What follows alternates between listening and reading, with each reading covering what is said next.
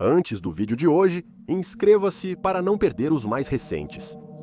Se você quer ver um caso ou tópico abordado pelo Paranormally Listed, então vá para criminallylisted.com e preencha o questionário na aba Sugerir um caso. Número 3. Rei Humberto I. Por todas as contas, Humbert de Savoy era um cara bastante pequeno. Na verdade, só os ocidentais o chamavam de Humbert. Em sua primeira Itália natal, ele era chamado de Rei Humberto I. O rei era conhecido por ser bastante prático durante seu reinado na virada do século XIX. Ele era um veterano militar, ferido em combate, algo incomum para um real em exercício. Ele era vegetariano e gostava de jogar sinuca nas horas vagas. E ele adorava uma ocasional pegadinha. Uma vez, como a história conta, sua esposa, Margarita, estava incomodando-o para tingir seu cabelo grisalho de marrom, algo que estava na moda na época. Após muita insistência, a rainha colocou discretamente uma lata de tintura de cabelo no banheiro do rei, esperando que ele entendesse a dica. Ele entendeu. Imagine a surpresa da rainha quando seu precioso poodle branco entrou em seu quarto, agora tingido de uma exuberante cor de chocolate escuro. Humberto também gostava de passear entre as pessoas, frequentemente acompanhado de Marguerite. Que se dane a epidemia de cólera, o rei iria passear e tirar o chapéu para qualquer um que tivesse algo agradável a dizer, mesmo enquanto os seguranças observavam. Esses guardas estavam roendo as unhas porque, apesar de seu comportamento jovial, Humberto tinha um alvo nas costas. Em 1878, ele foi esfaqueado por um homem durante um desfile. O homem foi capturado e condenado à morte, que o rei comutou para a prisão perpétua. 20 anos depois, em 1898, enquanto dirigia para a embaixada russa, o rei foi baleado por outro anarquista. A tentativa de assassinato falhou, e Humberto pediu desculpas por estar atrasado para a reunião quando chegou à embaixada. Embora seus assessores implorassem para que ele tomasse mais precauções, ele recusou. Então, imagine a consternação deles quando Humberto e seu conselheiro-general, Emílio Ponzio Velha, entraram em um restaurante Moss para uma refeição rápida no dia 28 de julho de 1900. Isso foi na cidade turística de Monza, no norte da Itália, onde o rei iria presidir uma competição atlética no dia seguinte. O rei e seus generais sentaram-se em uma mesa de bistrô para pedir. Devido ao seu status de Very Important Person, os donos do restaurante vieram pessoalmente anotar o pedido do rei.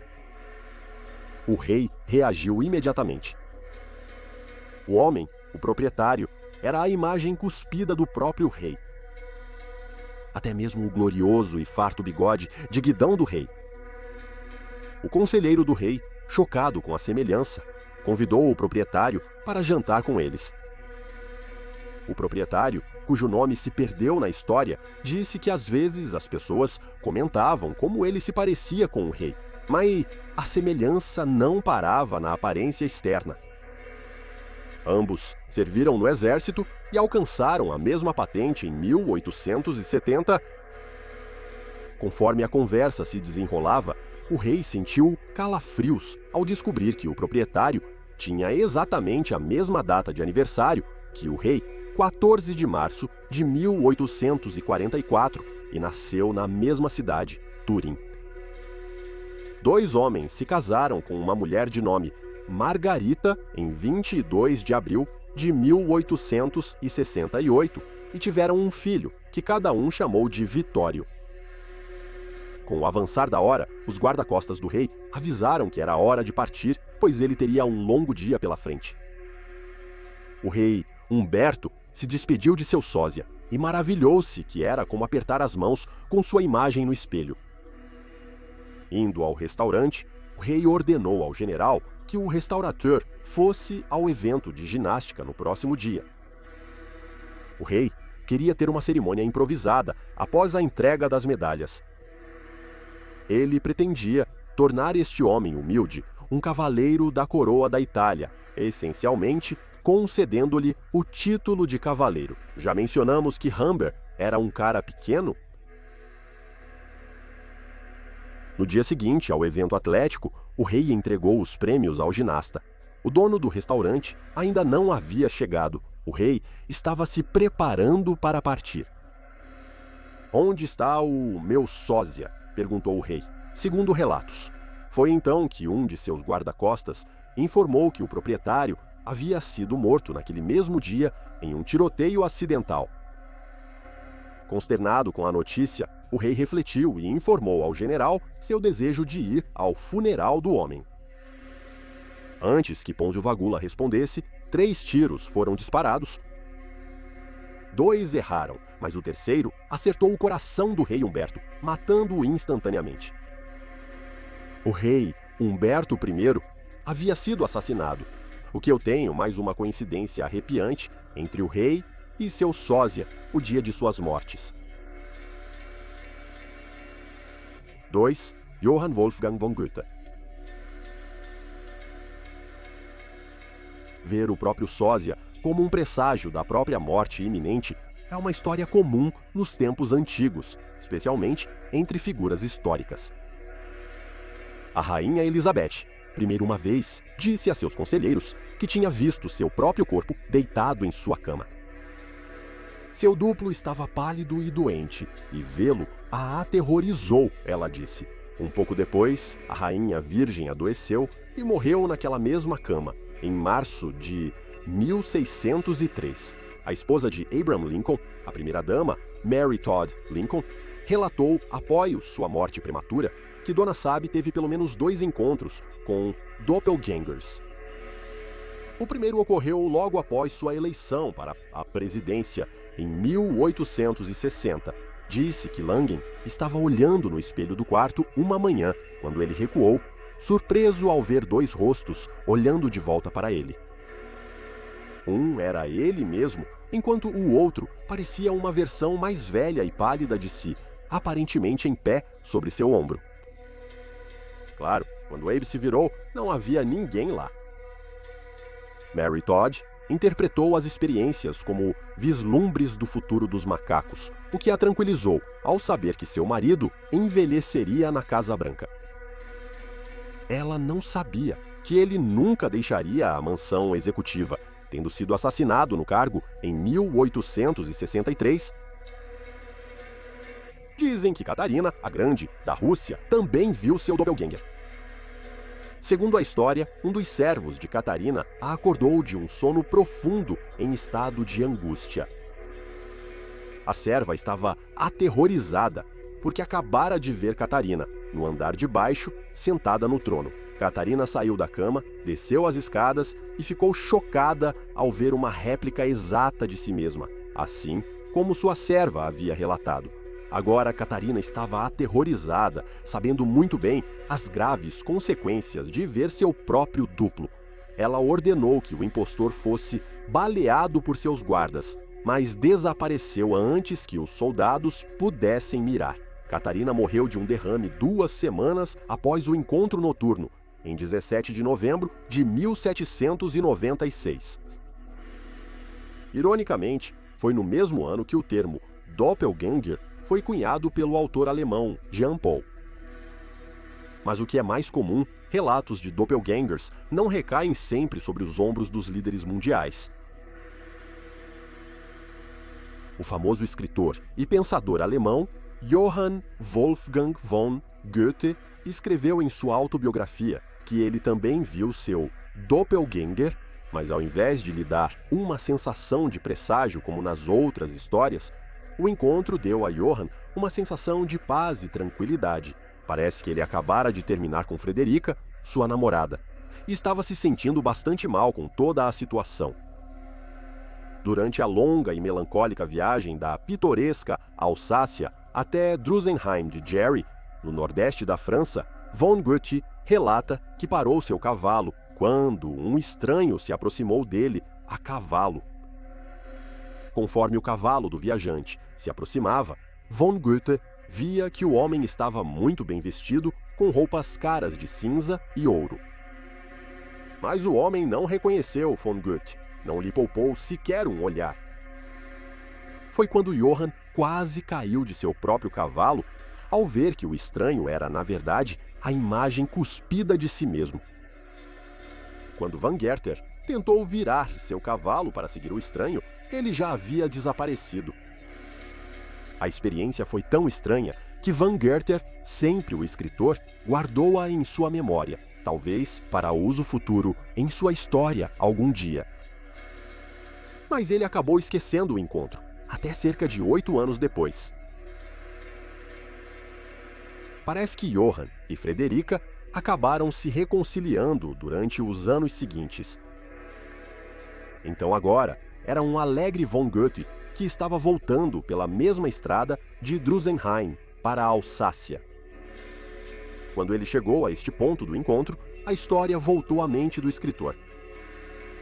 O homem a cavalo, a hora do dia e seu traje cinza pique com detalhes dourados.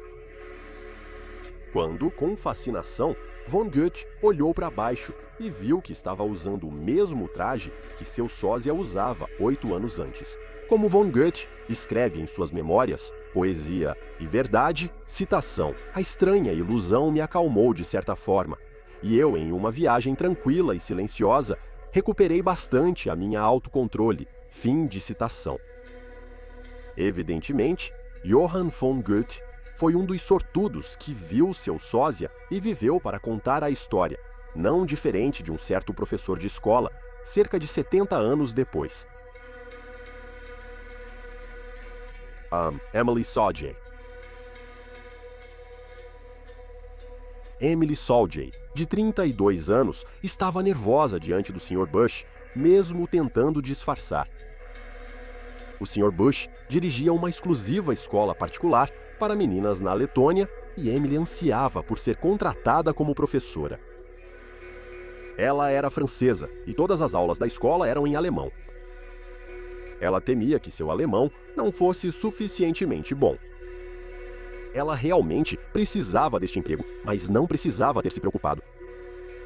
O Sr. Bush achou Emily encantadora, doce, inteligente e com ótimas credenciais educacionais. Segundo seus documentos, ela trabalhou em 19 escolas nos últimos 12 anos. Bush estava extremamente impressionado. Talvez ele devesse ter questionado os muitos empregos dela em pouco tempo. Se ele tivesse investigado mais, teria descoberto que a mulher à sua frente havia disfarçado seu nome verdadeiro, Octavia Sedge. Ao cumprimentá-la, dando as boas-vindas ao corpo docente, o Sr. Bush estava convencido de que Emily Soldier seria uma boa adição à escola. Em poucas semanas, ela provaria que ele estava errado. O primeiro problema foi a mentira. Começou casualmente o suficiente, um aluno aqui, um professor ali, cada um comentaria, com Emily, que a tinham visto mais cedo na biblioteca ou na sala de estudos. Embora ela não tenha dito olá, Emily negaria que estivesse nesses lugares. Cada vez mais alunos da escola relatavam ver duas senhoritas Emily, muitas vezes entrando e saindo da mesma sala em momentos diferentes. Então, as 12 meninas na classe de Emily um dia assistiram horrorizadas enquanto Emily escrevia uma lição de francês no quadro negro, enquanto outra senhorita Emily aparecia do nada e começava a escrever um problema de matemática no mesmo quadro. Os pais das meninas atribuíram a história a um pouco de histeria coletiva. Mas logo houve mais encontros. Um dia, durante o jantar, os convidados ao redor da mesa largaram seus talheres ao verem a cópia exata de Emily parada atrás de sua cadeira, imitando tudo o que Emily fazia em perfeita sincronização antes de desaparecer. Em cada instância, no entanto, Emily não conseguia ver o que todos os outros estavam vendo, porque seu doppelganger estava sempre fora de seu campo de visão. Se ela se virasse para ver o que as pessoas estavam apontando, o duplo se movia. Se corresse para um espelho para flagrar o duplo, ele desapareceria. Enquanto isso, os alunos da escola relataram mais casos de verem o gêmeo etéreo de Emily. Certa vez, enquanto Emily ajudava a Julie com seu vestido, o duplo apareceu no espelho. A garota de 13 anos observava no reflexo duas mulheres idênticas ajudando-a com seus botões. Julie desmaiou na hora.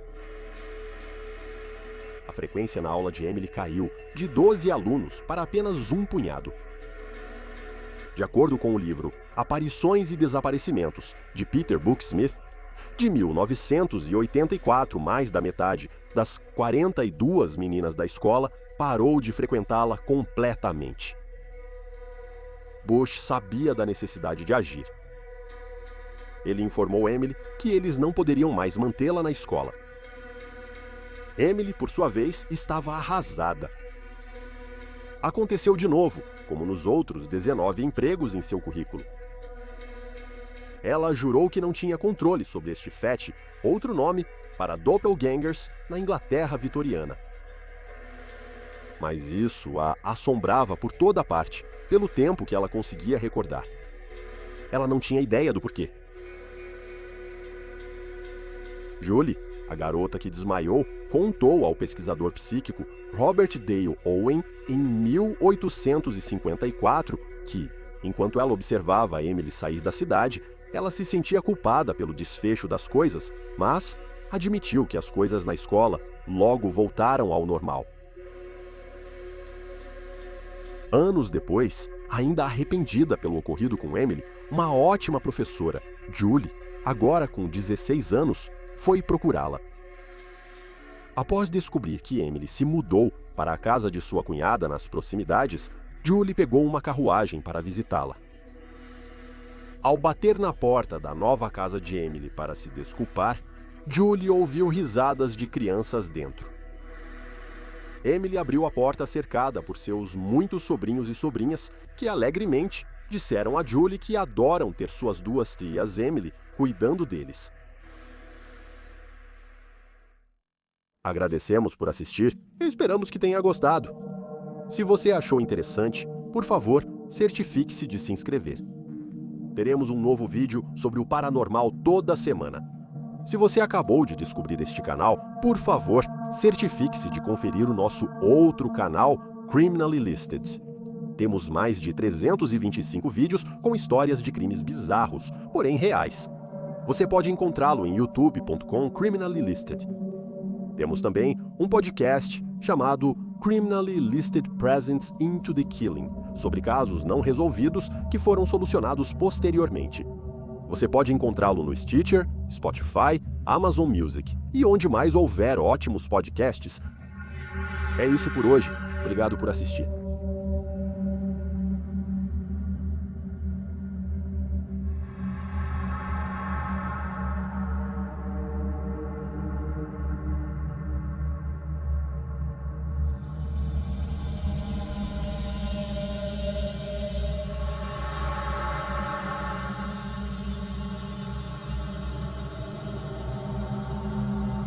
Obrigado.